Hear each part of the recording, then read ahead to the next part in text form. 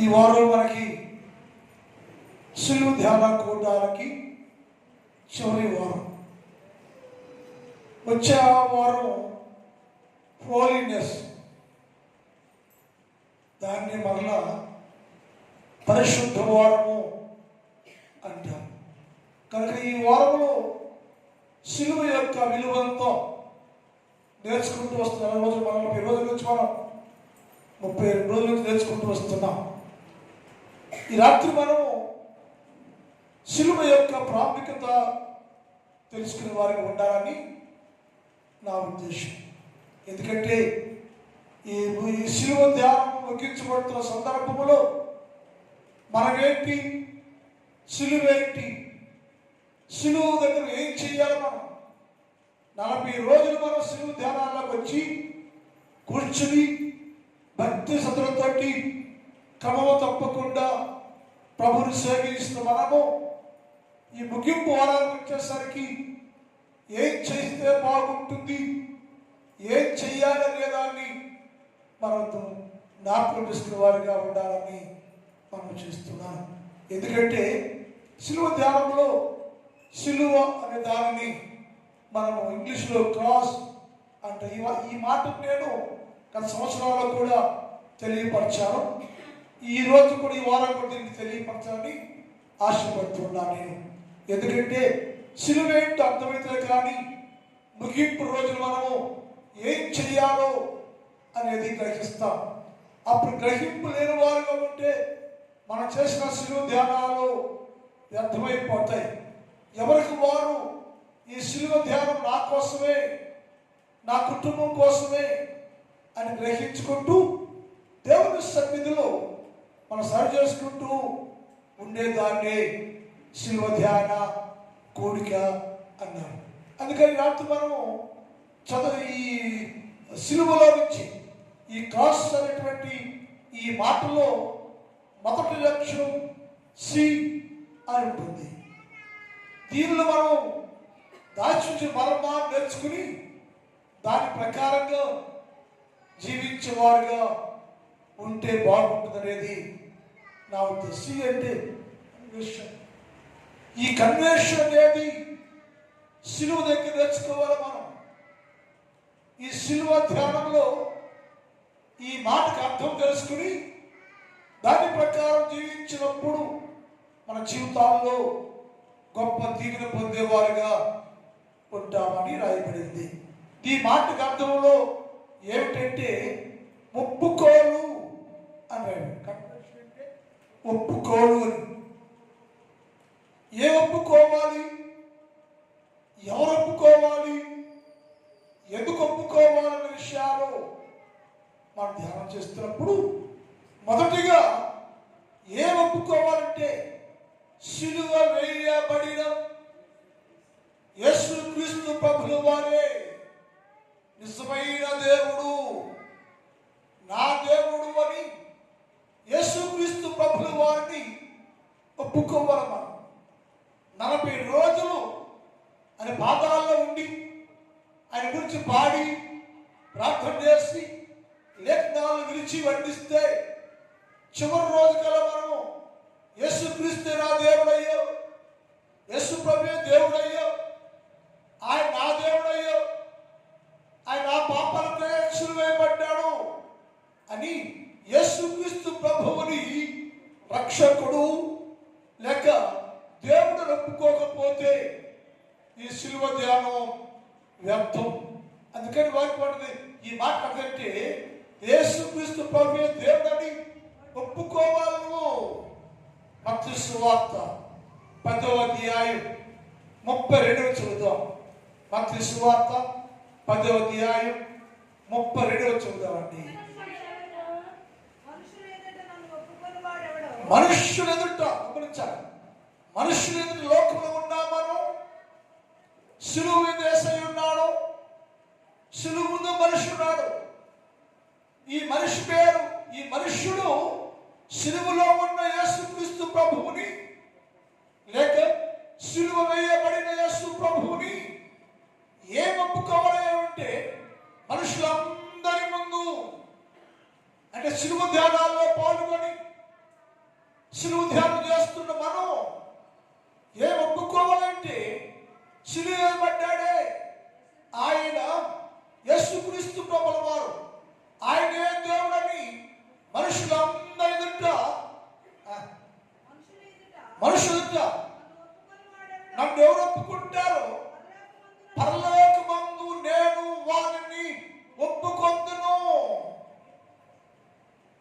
భూలోకంలో నువ్వు సిలువను కూర్చుంటున్న నీవు, సిలువ ధ్యానం చేసే నీవు, సిలువ కోసం మాట్లాడే నీవు మనుషులందరి ముందు లోకంలో ఉన్న ప్రతి మనుషుల ఎదుట ఏ ఒప్పుకోవాలంటే యేసుక్రీస్తు ప్రభుల వారే నా దేవుడు, యేసు ప్రభుల వారే దేవుడు, ఆయన నా దేవుడు ఆయన అని అందరి మనుషుల సమక్షంలో పబ్లిక్ లో నీవు యేసే దేవుడని ఒప్పుకోవాలి. సిలువ వేయబడిన యేసుక్రీస్తు ప్రభుల వారే నిజమైన దేవుడు. ఆయన పేరు దేవుడు లేడు. ఆయన మాత్రమే మానవాళి పాపాల కొరకు కల్వరి సిలువలో ప్రాణత్యాగము చేయగలిగిన శక్తివంతుడు ఆయనని, ఆయనే దేవుడని ఒప్పుకుంటే నేను వారిని పరలోక రాజ్యంలో ఈ నా కుమారుడయ్యో భూలోకంలో నన్ను ఒప్పుకున్నాడు, దేవునిగా గుర్తించాడు, దేవునిగా ఒప్పుకున్నాడు, ఆయన ఈ బిడ్డ నా బిడ్డని నిన్ను పరలోక రాజ్యంలో నేను ఒప్పుకుంటాను అన్నాడు. ఇది జరగాలంటే భూలోకంలో యేసుక్రీస్తే నా దేవుడు ఒప్పుకోవాలి.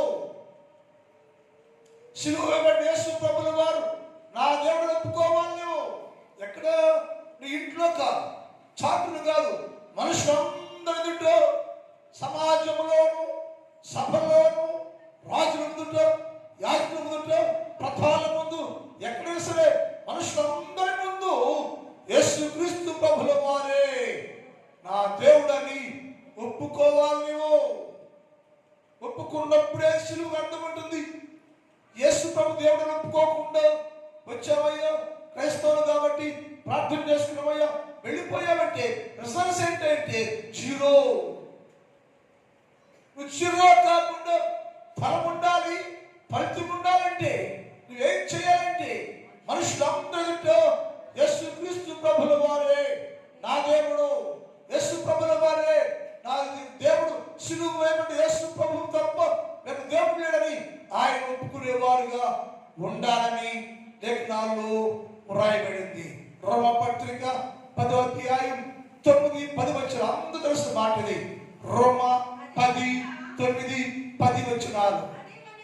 అదేమనగా యేసు ప్రభువుని గమనించండి, అదేమనగా యేసుక్రీస్తు ప్రభువు అని ఈ నోటి ఒప్పుకోవాలి.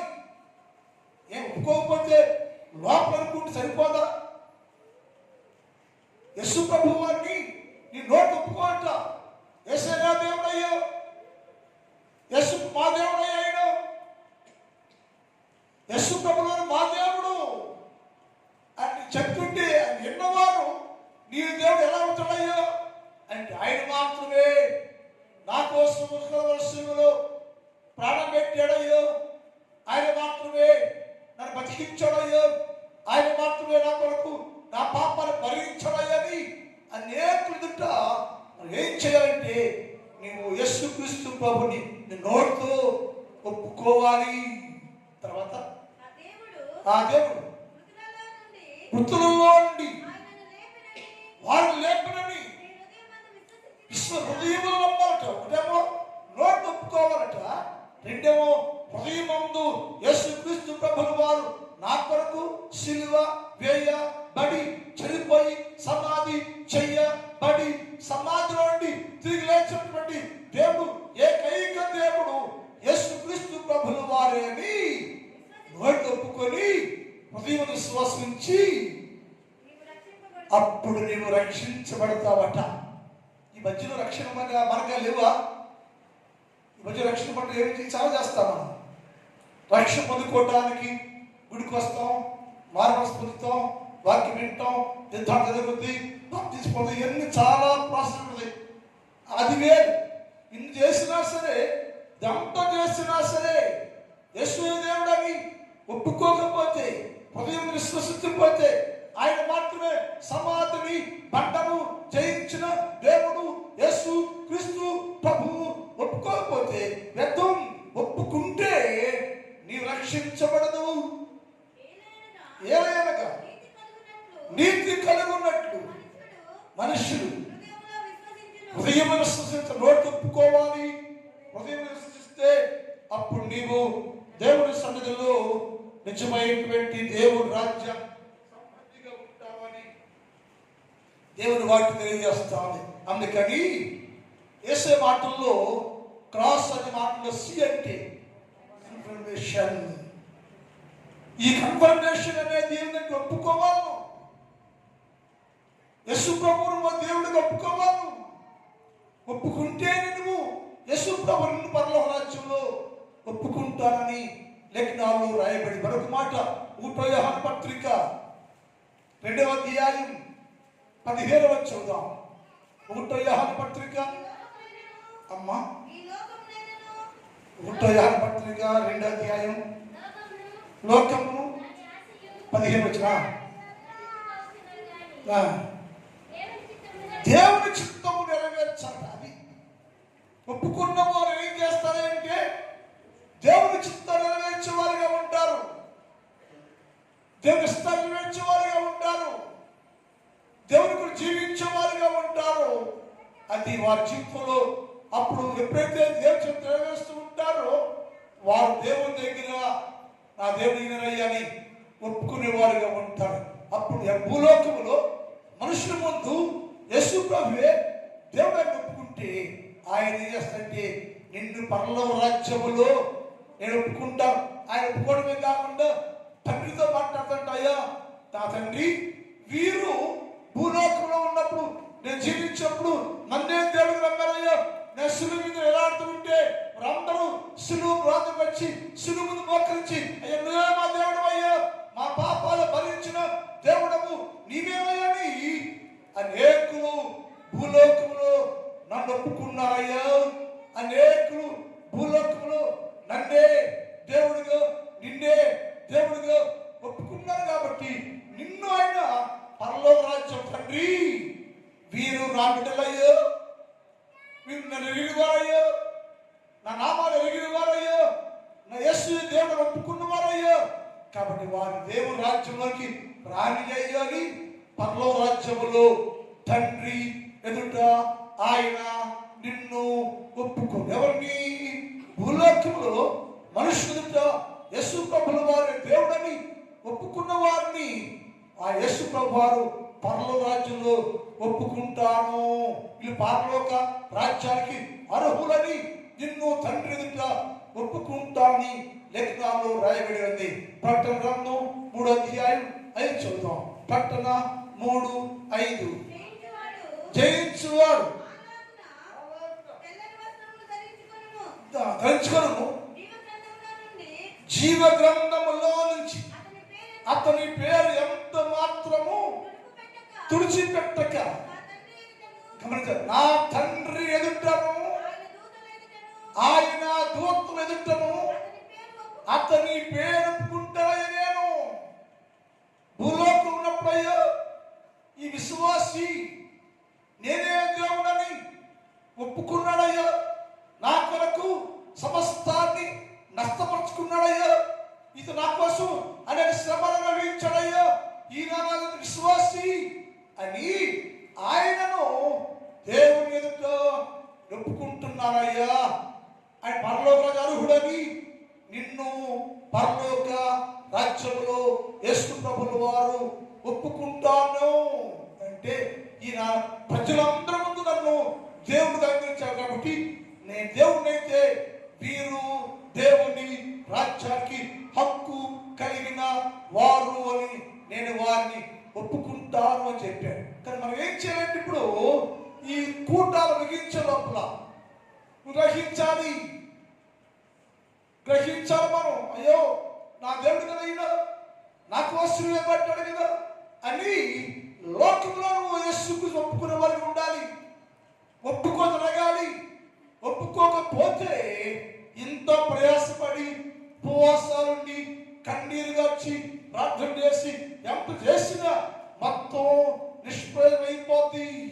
నిష్ప్రయోజనం కాకుండా అంటే నీవు దేవుని రాజ్యానికి హక్కు కలిగిన వాడికి ఉండాలంటే భూలోకములో యేసుక్రీస్తు ప్రభుల వారిని దేవుడిగా ఒప్పుకోవాలి అని రాయబడింది.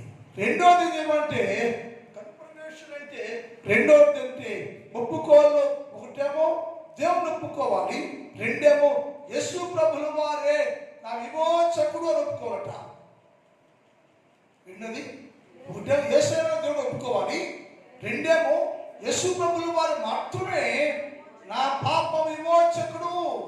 ఇంకెవ్వడు నా పాప విమోచించలేదు, నా పాపాన్ని తీసివేయలేదు, పాపాలు బాగు చేయబడలేదు, పాపాలు కడిగేయలేదు. ఎవరైతే ఏ యేసుని ఒప్పుకున్నానో ఆయన మాత్రమే నా విమోచకుడని సర్వలోకంలో సర్వ మనుషులతో విమోచకుడు ఈయనే ఒప్పుకో. ఆయన అన్నాడు, ఇదిగో లోక పాపము మోసుకెళ్ళిపోతున్న దేవుని గొర్రెలని అనేకుల ముందు బాప్తిస్మం యోహాను యేసు ప్రభువు ఒప్పుకున్నాడు. ఈయనే దేవుడు, నేను కాదు, నీ మెస్సయ్యని కాదు, ఆయన మెస్సయ్య, ఆయన దేవుడు, ఆయన శిలువ మోసేది, ఆయన చనిపోయేది, అందరు పాపాలు భరించేది ఆయనే అని సర్వ సమాజంలో బాప్తిస్మం యోహాను యేసు ప్రభువును ఒప్పుకున్నాడు. అయ్యా అలాగే మనము కూడా యేసు ప్రభువును ఒప్పుకోవాలి.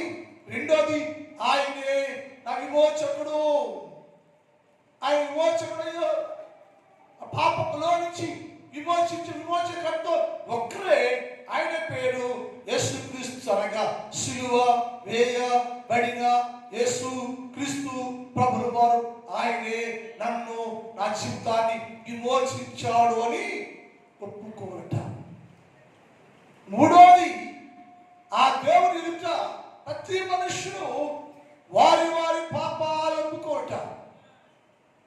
ఒప్పుకోలేమేమో ఒప్పుకోవాలంటే ఒకటేమో దేవుడు ఒప్పుకోవాలి, రెండోదేమో విమోచకుడు ఎవరు ఒప్పుకోవాలి, మూడోదేమో యేసుక్రీస్తు ప్రభు ఎదుట సాగిలిపడి ఏంటంటే నీలో ఉన్న పాపం లేక యేసుక్రీస్తు ప్రభుల వారికి వ్యతిరేకం చేసిన పాపం ఏదైనా ఉంటే, యేసుక్రీస్తు ప్రభుల వారికి ఎదుట ఏదైనా పాపం చేసి ఉంటే అది గుర్తొస్తే ఆ ప్రతి పాపాన్ని యేసుక్రీస్తు ఎదుట అనగా శిలువ ధ్యానాల్లో ఒప్పుకోవాలి. దేవా నేను విరోధంగా పాపం చేసినయ్యా, నీకు విరోధంగా పాపం చేశాను, నేను చేసిన పాపం కోసమే, నేను చేసిన పాపము నిమిత్తమే నీకు ఈ శిలువ యాగము వచ్చిందయ్యా, కాబట్టి నేను పాపినని నీ ప్రతి పాపాన్ని ఒప్పుకోవాలి. ప్రతి పాపాన్ని ఒప్పుకోవాలి. ఒప్పుకోకపోతే నువ్వుగానే ఉన్నావు, ఆయనగా ఉన్నావు, నీకు వారి మధ్య సంబంధం ఏమి లేదు. యేసు ఆడే ఉన్నాడు, ఏడే ఉన్నావు, ఏం నిద్రలో ఏం జరగదంటే సంధి జరగల, సమాధానం జరగల.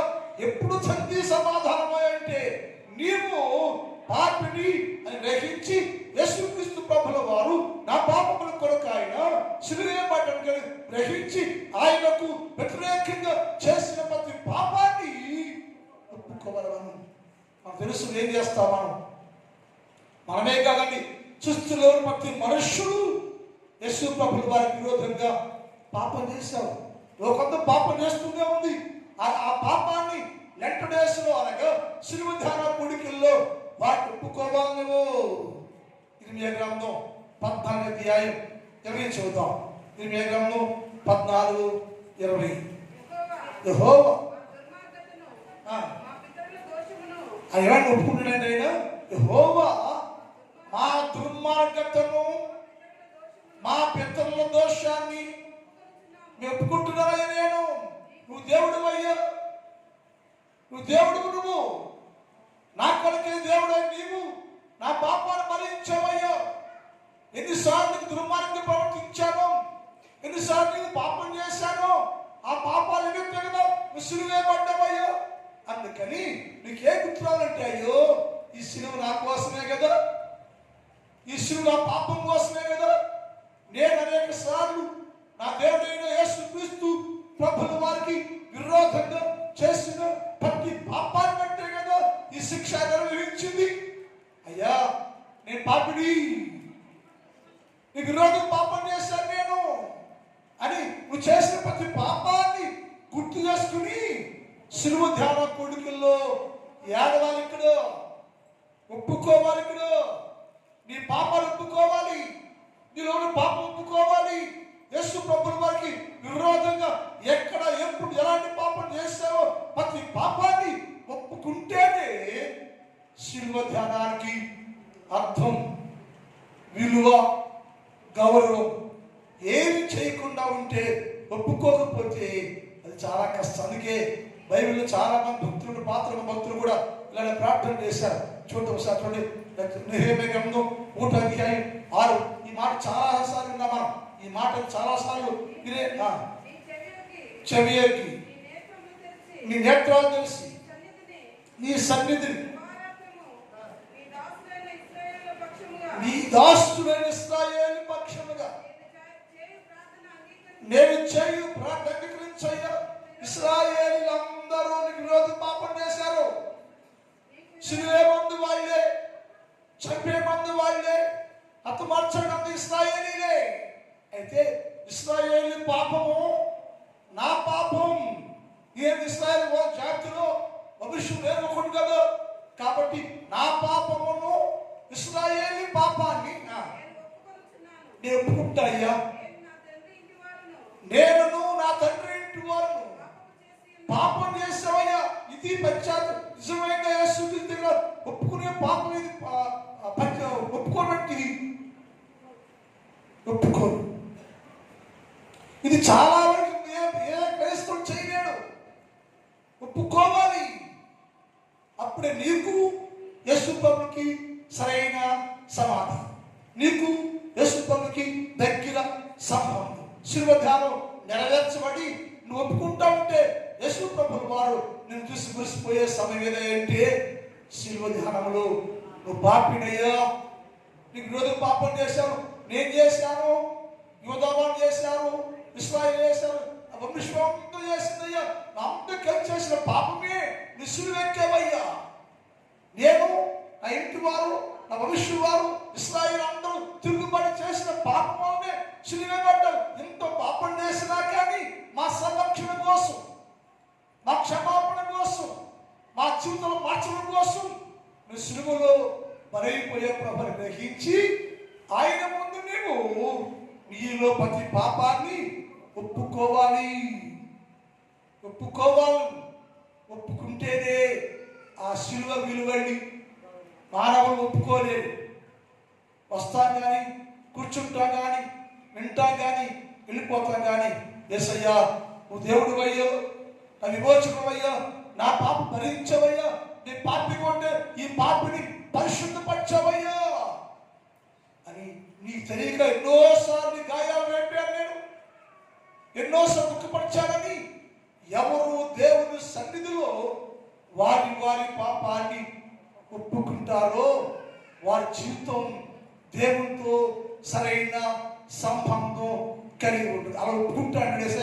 ఎవరు ఒప్పుకుంటారో వారు నేను కలిసి ఒకే స్థలములో నివాసము చేస్తామయ్యా అన్నాడు. ఎవరైతే వారి పాపాన్ని నాకు ఒప్పుకుంటారో ఆ శిలువ ఒప్పుకుంటుంటే వారు కలిసి ఒకే స్థలం కూర్చుని భోజనం చేస్తాం. అందుకే మనం ఆయన శరీరాన్ని రక్తాన్ని పూజిస్తున్నాం. ఎలా అంటే ఒప్పుకున్న ప్రతి ఒక్కరు దేవుని మనం కలుసుకున్నాం. మనం కలుసుకోవాలంటే నీ పాపాన్ని ఒప్పుకోవాలి, శిలువను ఒప్పుకోవాలి, శిలువను గ్రహించాలి, శిలువని ప్రతి పాపాన్ని ఒప్పుకోవాలి. అప్పుడే శిలువకున్న ప్రత్యేకతను గ్రహించేవారిగా ఉంటావు. చివరిగా దావీదు కీర్తన 8:18 చదువుదాం. అయిపోతుంది. దావీదు కీర్తన, నా దోషాన్ని నేను ఒప్పుకుంటున్నానయ్యా, నా పాపాన్ని గురించి విచారపడుతున్నాను, నేను సిగ్గుపడుతున్నాను, నేను నా దోషాన్ని